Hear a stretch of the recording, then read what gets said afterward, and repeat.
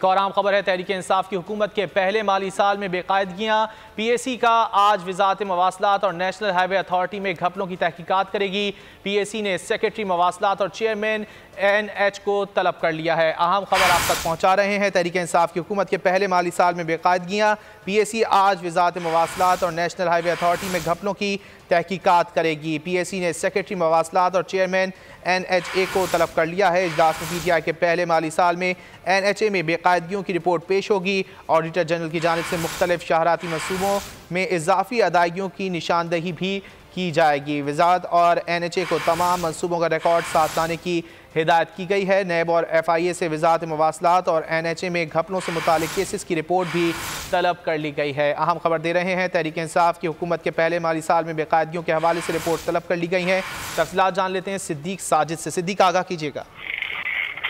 जी, ये पार्लिमानी public accounts committee की जानब से तफसील मांगी गई है। कहती है कि तहरीक इंसाफ का जो पहला मालियाती साल है 2018-19 उसमें जो बेकायदगियां हुई हैं वजारत मवासलात और NHA में, उसकी मुकम्मल रिपोर्ट आज पेश की जाए।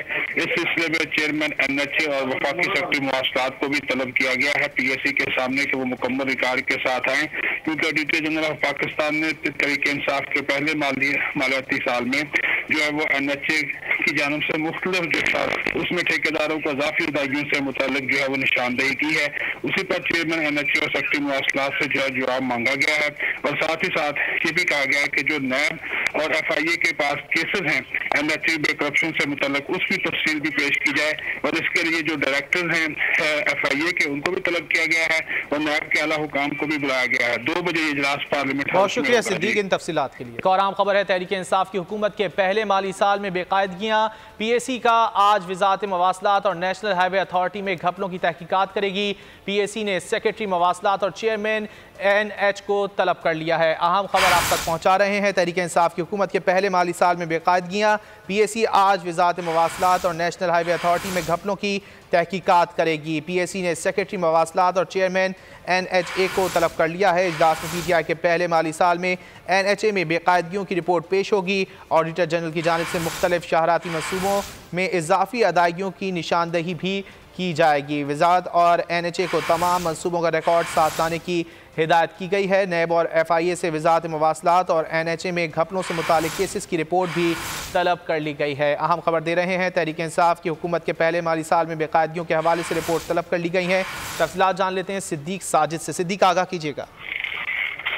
जी, ये पार्लिमानी पब्लिक अकाउंट्स कमेटी की जानब से तफसील मांगी गई है। कहती है कि तहरीक इंसाफ का जो पहला मालियाती साल है 2018-19 उसमें जो बेकायदगियां हुई हैं वजारत मवासलात और NHA में, उसकी मुकम्मल रिपोर्ट आज पेश की जाए।